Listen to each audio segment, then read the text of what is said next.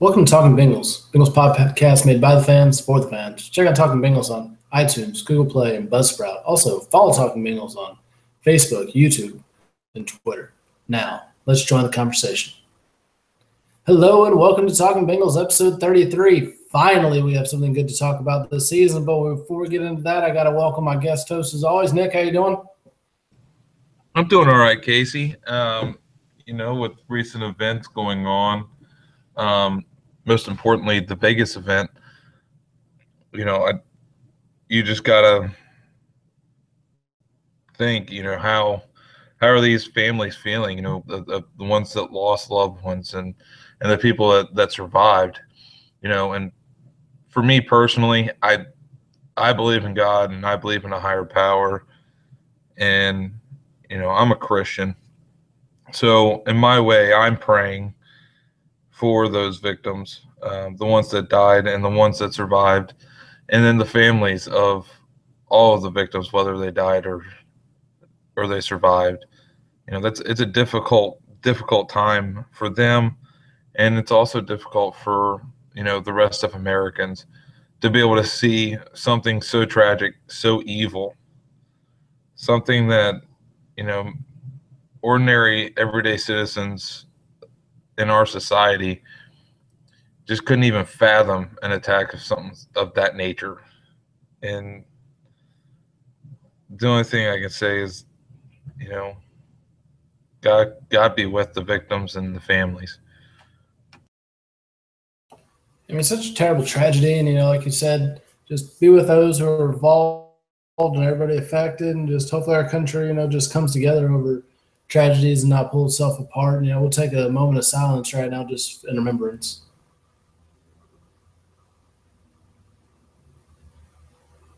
All right, now let's get back to stuff that's much more superficial and not nearly as important, but it matters to us, and that is football. The Bengals finally did what they've been unable to do the rest of the season, and that is win a football game. Now, it was against the Cleveland Browns, but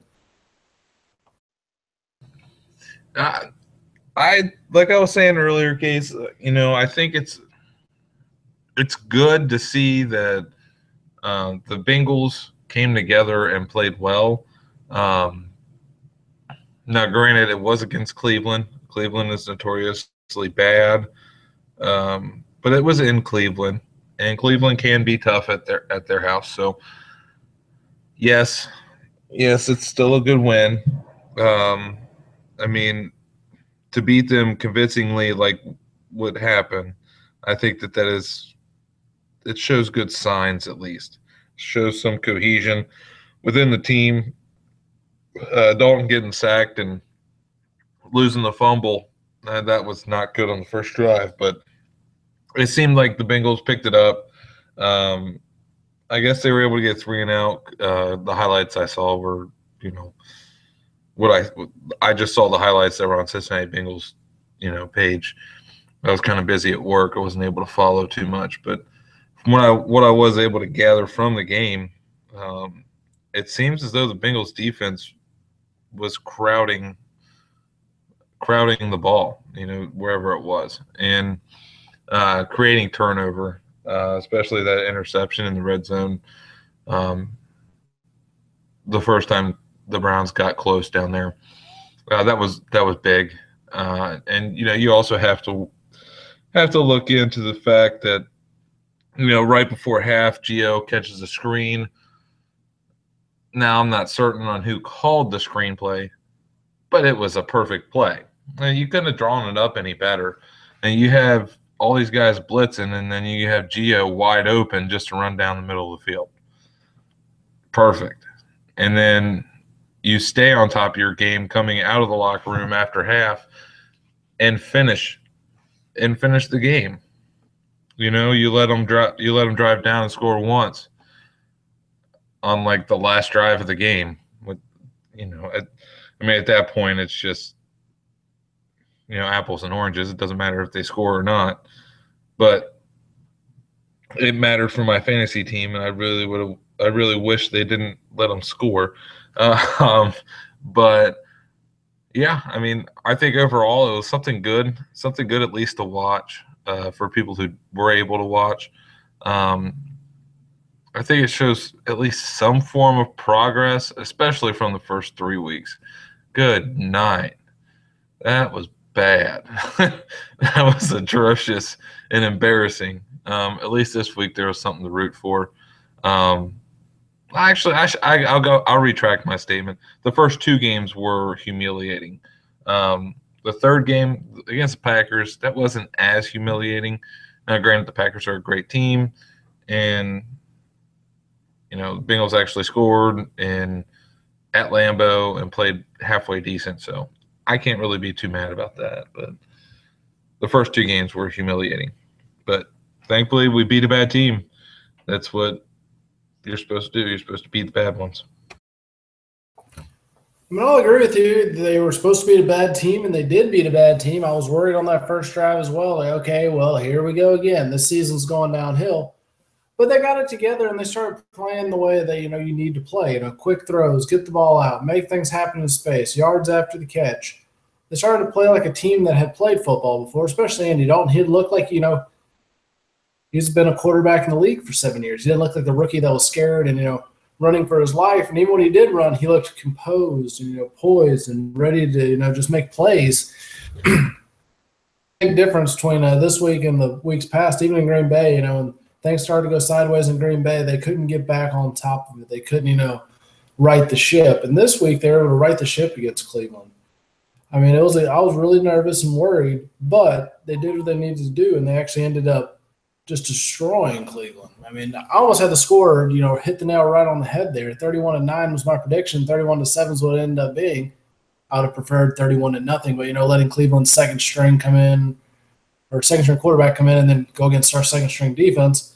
Didn't really bother me that they got a touchdown, especially since they got a million opportunities in the red zone there with 2 pass interference calls. But it was just a good game. The team looked like they should. They looked like a team that could be successful in the NFL. But at the exact same time, it's Cleveland. If you don't beat Cleveland, it's the end of your season, like literally end of your season. Everybody's looking at you to get the number 1 pick in the draft probably if you lose to Cleveland. But on the flip side, if you beat Cleveland, nobody's that impressed. It's like, okay, well, you beat Cleveland. Now, if they'd have lost or beat them in a close game, wouldn't have been as impressive. But, 31-7, that's a good win. That's a very solid win, and it shows that this team does have ability. And they were still missing 2 key playmakers in Tyler Eifert and John Ross. So with those out, it was next man up mentality. That brings us to the subject we're going to talk about next, and that's Tyler Kroft. Where the heck has this Tyler Kroft been? That's my biggest question. I mean, he's a guy we talked about earlier in the year as well. He may even get cut from training camp because he's just failed to show anything to be a promising player. I mean, coming into Sunday's game, he had 1 touchdown. 1 touchdown. He was a 3rd-round draft pick a few years ago. Not really panned out, dropped a lot of passes, missed some blocks, not running the routes the way it's supposed to be run. And then Sunday was – I think he just wants Tyler Eifert's job. Nick, what do you think? I think he'd be stupid not to try to get that job. I mean, Eifert in and out of the game whenever just because he's, either hurting or what, I don't know. I didn't get the status report on Eifert prior to this game. But, I mean, you look at the highlight reel, you see 2 Tyler Kroft touchdowns, and then Tyler Kroft making a key catch, when Dalton's scrambling and throws the ball in his direction. Just like a crazy, like, how did you catch that ball, in traffic? He was, like, off his feet and, like, defender covering him, really good defense, and he still caught the ball. And then he makes 2 touchdown catches. And like you said, I think the second touchdown catch was the most amazing catch that he's ever made in his life. I mean, geez, Pete. Tyler Kroft coming out of a shell after how many years?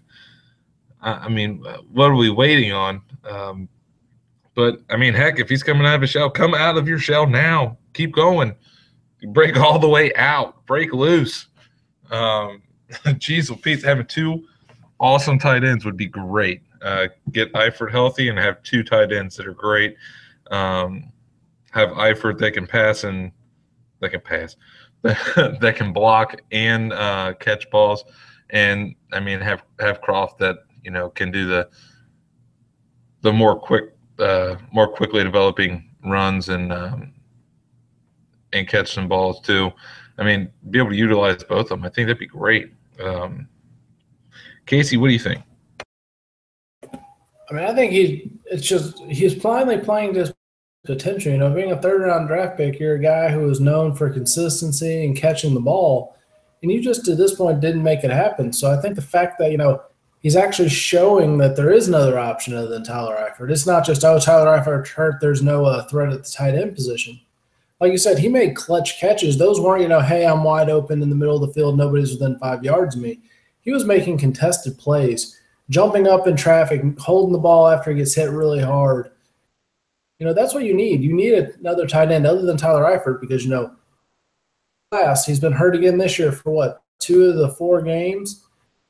Depend on him to be a reliable person to, be there week in, week out, and make the plays. When he's on the field, even this year, he's not been making many plays. Tyler Croft had the best game of any tight end on the Bengals roster. Now, I'm not saying he may still not be at the level of Tyler Eifert at this point, but he had a much better game than any game Tyler Eifert's had this season. So I don't know. I just think, it's exciting that there's going to be a little bit of competition, and maybe Eifert say, hey, I need to stop being a wussy sitting on the sideline every week, and let's get into the game because my job security just went away. We got this other guy who really wants to play and is making plays.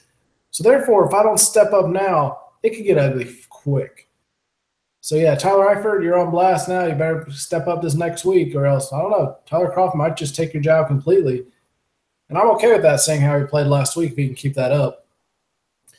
But, what does this win against Cleveland really mean for the rest of the season? I mean, are we going to make the, a playoff run now being 1-3? Is this the game that turns everything around? Is it just this is Cleveland victory? Or what do you think, Nick? I mean, I hope it's not this is Cleveland, we beat a bad team. Bengals. I mean, I think the Bengals do have enough talent to, at least get to the first round of the playoffs. But to win in the playoffs this year, they're going to have to show a lot more than just, kind of keeping up with the Packers and then, beating a bad Cleveland team. I mean, I hope it's, hey, we're going to make a playoff run. But before I get too optimistic about it, they're going to have to show me a lot more. I mean, this could be a game that did, makes the difference. I honestly believe this team really just needed a win. And even though, we've posted before on the Facebook page one night, this is the end. This season is just, kind of done. I don't think it is. I think it really hinges on this next game against Buffalo. If you can go 2-3 going into the bye, then that, comes up with a lot of possibilities, a lot of interesting possibilities for the future.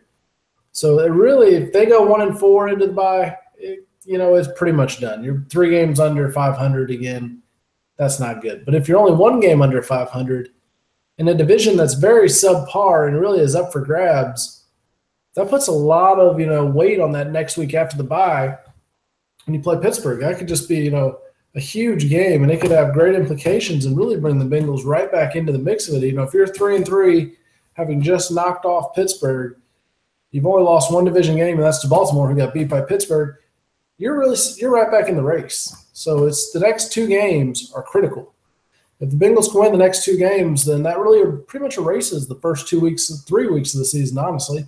You don't have to worry about those because, hey, you're right back in the mix. You're in a division that's not that good, so you have a chance to come back and still win the division. I don't see,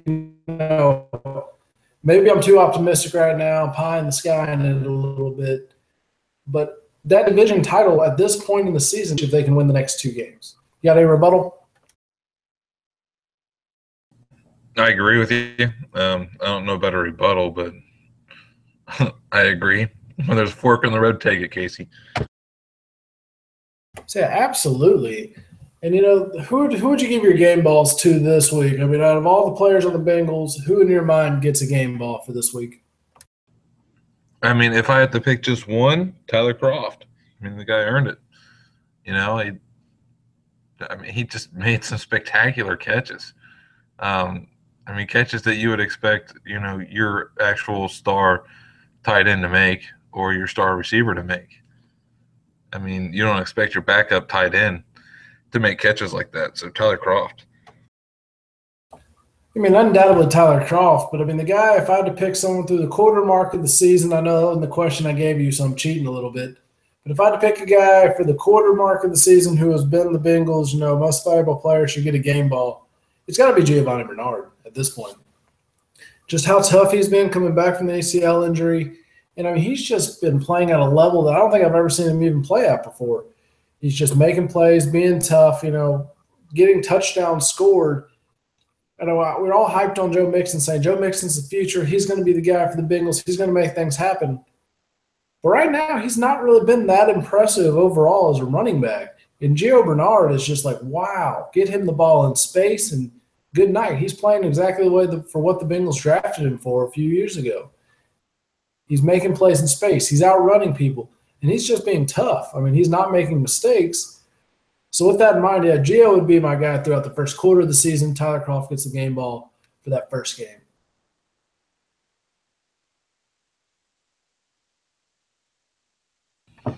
Oh, well, I mean, since we're going to talk about the first quarter of the season, I mean, I don't think there's a doubt in my mind that Gio gets the ball, Casey. I completely agree with you. I mean, he's pretty much taking the running back position by force. He gets the ball in open field and he's gone. Just for example, the screenplay that he took back just before half this just past week. I mean, absolutely tremendous speed in the open field, even after surgery. I mean, he's healed up to be, it looks like, even better than 100%. And I love it. I can't wait. I can't wait to see what Gio can do for the rest of the year. Rest of the year. I know we talked about it a little bit, saying what the Bengals' option and potential is, but let's put it to roasted or boasted here. So roasted or boasted, the Bengals will make the playoffs this season. I'm going to roast it.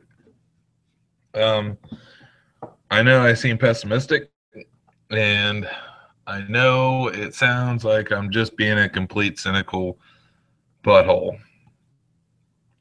But I'm going to roast it. The Bengals will not make the playoffs this year. And I'm going based off of last time they started 0-3. I don't remember them doing too hot. I don't know. My gut says I should roast it and say there's absolutely no way that was even just a silly subject to bring up when you're 1-3. But part of me is very optimistic. The league's pretty much already written the Bengals off. The division's written the Bengals off. So that makes them dangerous. Nobody is anticipating them, coming back and making a run. So why not the Bengals? Why can't they come back and make a run at this point? Nobody's expecting it. So therefore, when nobody's thinking you're a threat, you could really be a threat. So I'm going to boast it. Why not? What's it going to hurt? Just put a little bit of mud on my face if they end up falling flat. Oh, well. Worse things have happened. So I'm going to definitely boast that one and say the Bengals do have a chance. Nick, you got any roasted or boasted topics this week? I'm fresh out, Casey. I hadn't really thought about it. Man, that is weak sauce. So baseball season came to an end. Who's going to win in the playoffs this year? I'm fresh out of ideas, Casey. Like I said, man, I've been so busy at work and taking care of it, at the house with the family and everything, trying to keep up.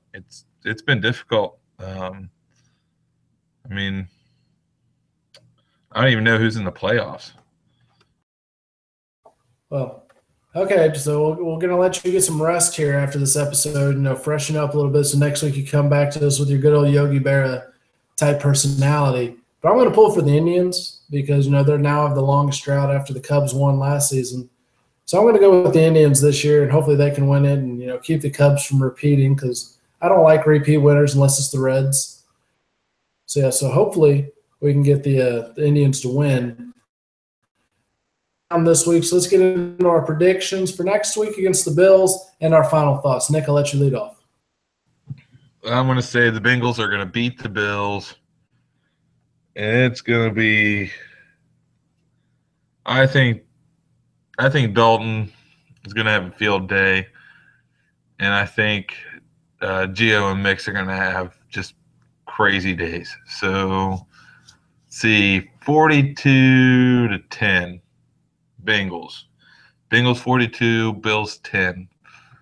I think the defense kind of gives up a couple halfway decent drives to the Bills. They get lucky. But I think the Bengals are they're gonna get in the red zone and score a touchdown every time they get the ball. So 42-10, Bengals on top. Wow, that's a bold prediction.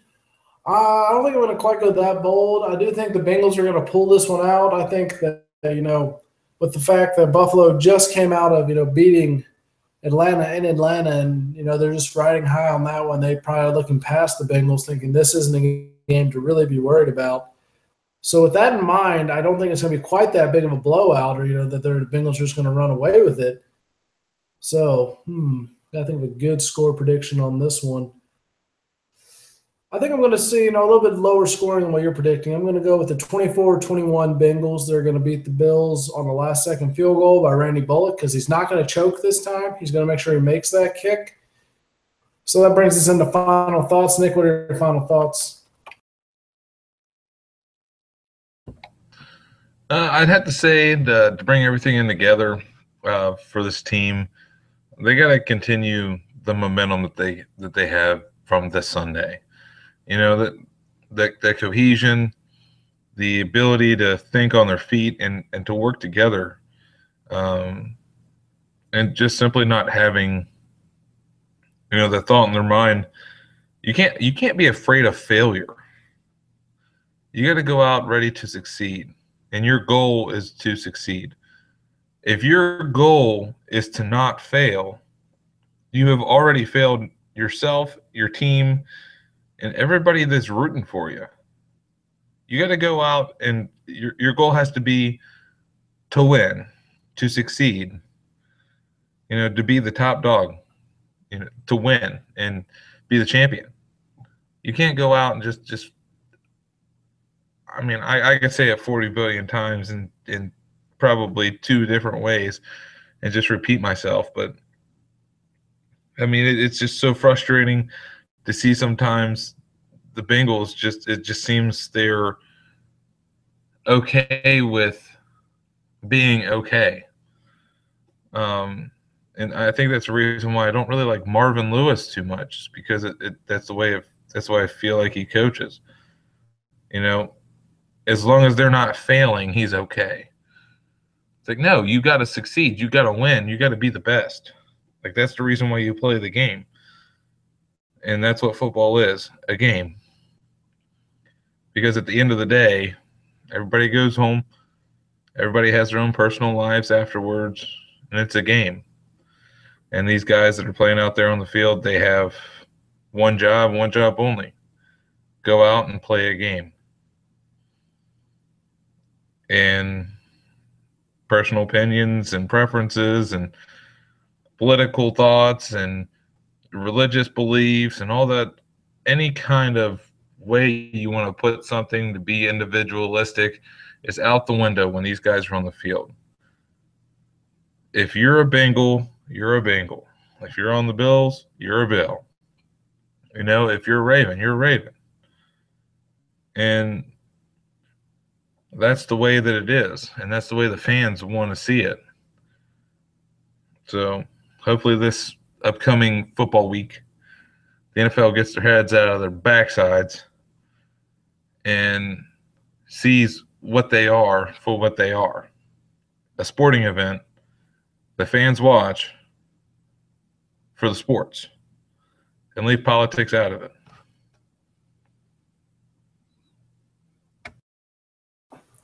Absolutely. Let's leave politics out of football. Let's leave protests out of football. And I'm going to echo one thing you said there. what the great Herm Edwards once said, you play to win the game. And that's what the Bengals need to do. You don't have to love winning. You need to hate losing. So hopefully they can come together, build off their momentum.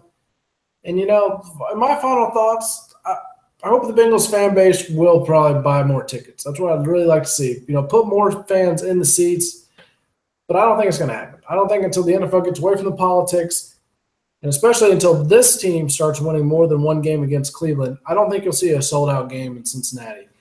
But fans, please go out there, support the team. It's always a great experience to get there live and watch it. And I don't think they're going to let you down. So go enjoy a game, have some beers, have some conies, and just enjoy a good time with the family. It's a great place to be. And that's going to wrap it up for us this week on Talking Bengals. Check us out on iTunes, Google Play, and Buzzsprout. Follow us on Facebook, YouTube, and Twitter at Talking Bengals. And everybody have a wonderful week. Hoo-day. Hoo-day. And